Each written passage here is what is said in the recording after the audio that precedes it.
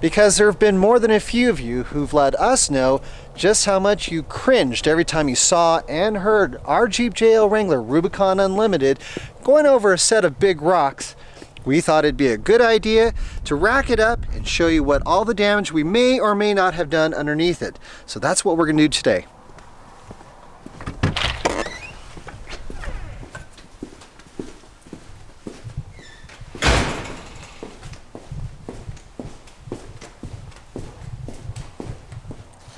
So I've gotten our Jeep on a rack and just lifted a little bit off the ground so that we could get a better look all around the sides and the body, the bumpers, the fenders, and the wheels, just to show you what, if anything, got damaged, and then we'll lift it up higher in the air and we'll give a damage assessment underneath as well.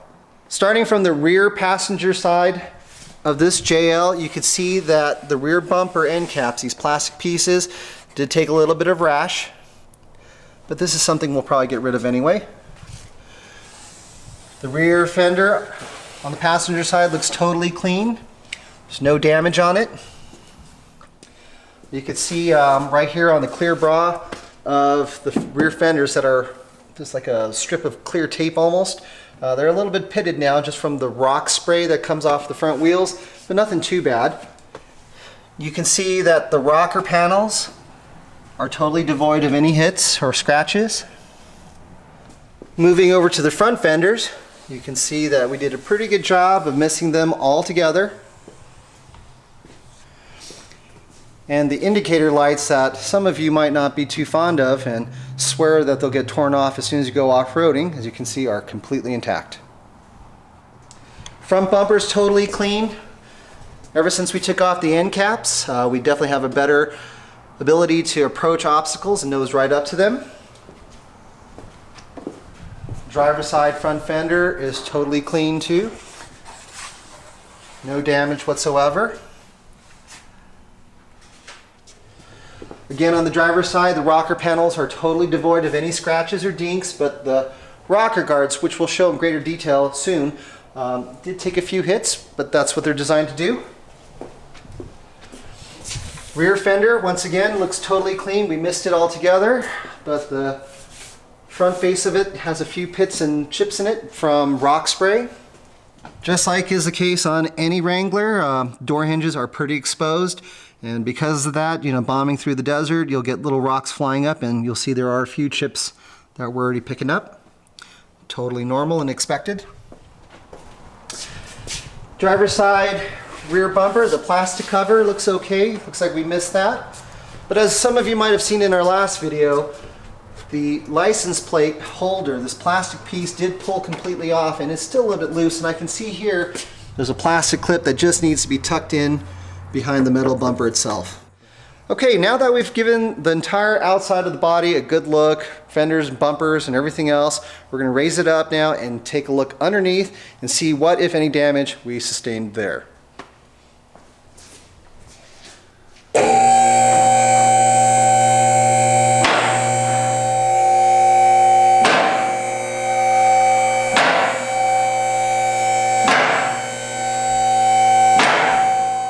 Okay, now that we've got our JL up on the rack and up in the air, we're going to give it a look starting from the back again, just to show you what all we might have done to this thing.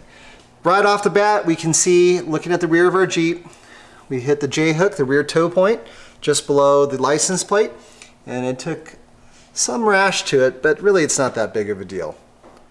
You can also see right here on the base of the bumper where the rock we hit picked up the plastic housing for the license plate and pulled it away. But otherwise, it's not that big of a deal either. So we'll come across the back of the bumper to see what else we might have done.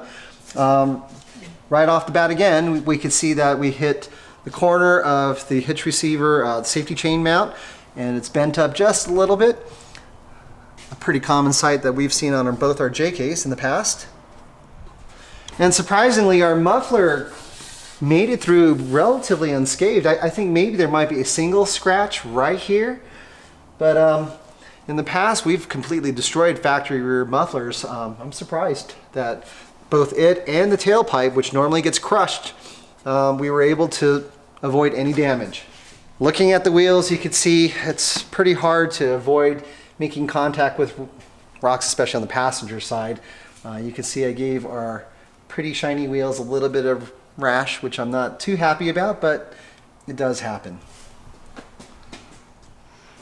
All right, this is where it gets fun. You could see on the passenger side we did all right. We only made a few points of contact right here. You could see maybe a couple down the row, but it's the frame rail and the gas tank skid plate that probably got more of the hits. So right here you could see where the gas tank skid plate had taken a brunt of the hits underneath. There's a couple points where it kind of dented in just a bit, but really not much of anything. This isn't even really a dent, just a scratch. But all the new embossing that's been put into it definitely seems to have made it a lot stronger than what we had on the JK. And aside from these minor scratches, which I'll probably touch up with some frame paint, everything looks like it held up quite well.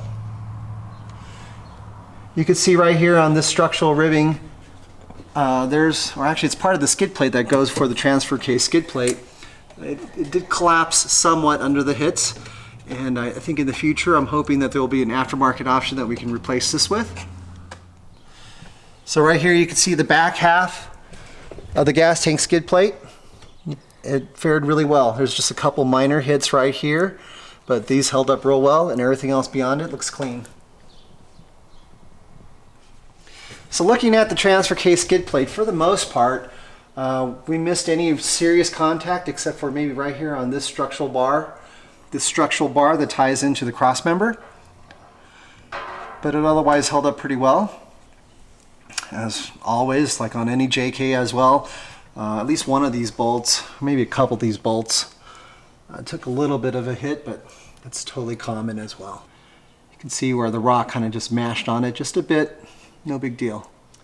Now this is the transmission skid bar, and it did take a couple hits right along the edges on the outside here, and it did kind of collapse a little bit as well, but nothing too bad. You can see right here it's actually already tapered in by design, but a couple of hits definitely made it collapse in just a little bit and skewed off to the side.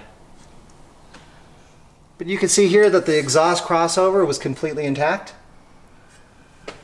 As expected, when you're putting your tires on obstacles, you're going to wind up hitting your front lower control arm mounts because they do hang down pretty low and they're right behind your tire.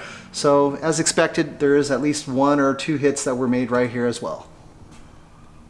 You can see right here, at least once we've hit our control arm, our lower control arm. It took a little bit of a scratch, but seemed to have held up just fine. And the lower axle mounts, actually we missed them pretty good. So. Or maybe might have scratched a little bit right there, no big deal.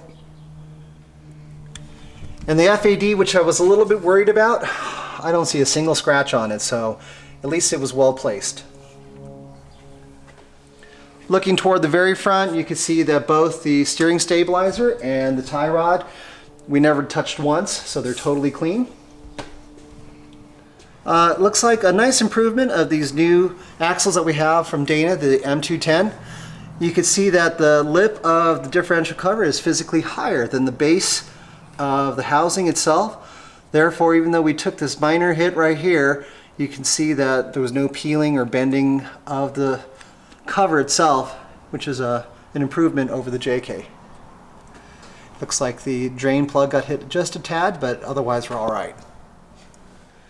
So moving over to the driver's side now, you can see we did take one little scratch on the base of the axle mount for the lower control arm,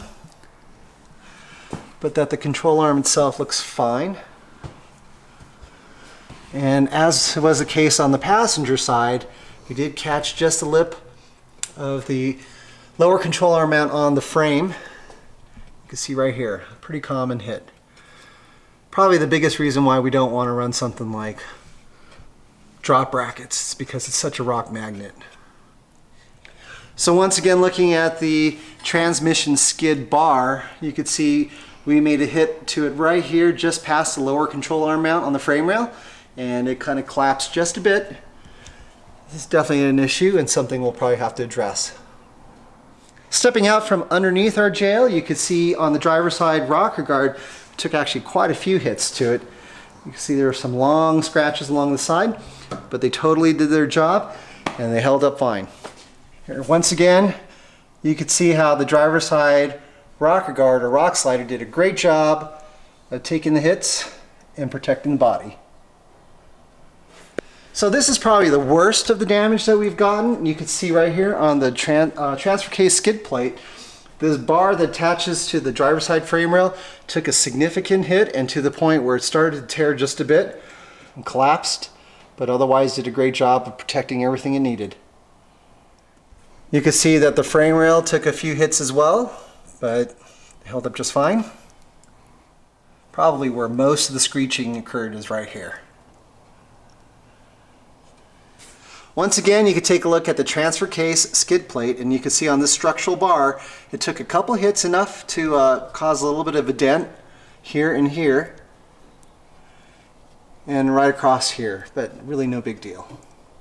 In our video in Last Chance Canyon, there was one point where you could clearly see we hit the rear lower control arm mount, and you can see this is where the impact was, and it held up just fine. Surprisingly, the lower control arm mounts on the rear axle is usually a big rock target, and you can see that although we may have hit it once here and here, and on the passenger side you can see we may have hit it maybe once right here, otherwise everything is fine.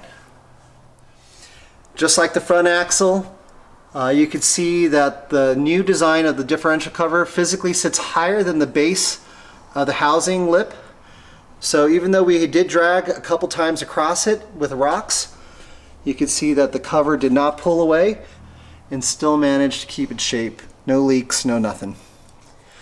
Looking at the resonator on the exhaust system, you can see that there was one hit right here, but it's so close to the frame rails, there wasn't that much of damage to it, just a little bit of a push.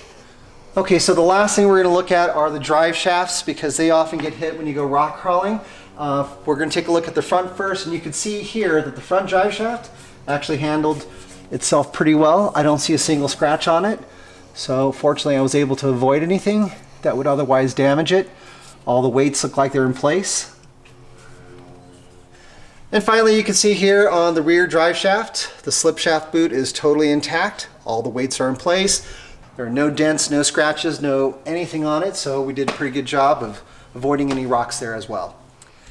So that was our aftermath assessment of what our Jeep JL Wrangler Rubicon Unlimited looks like underneath after taking it out on the trail and taking it over some big rocks. We hope you found the information informative, and if you're not already a member, we would encourage you to join us over on jlwrangler.com and become a part of our online community.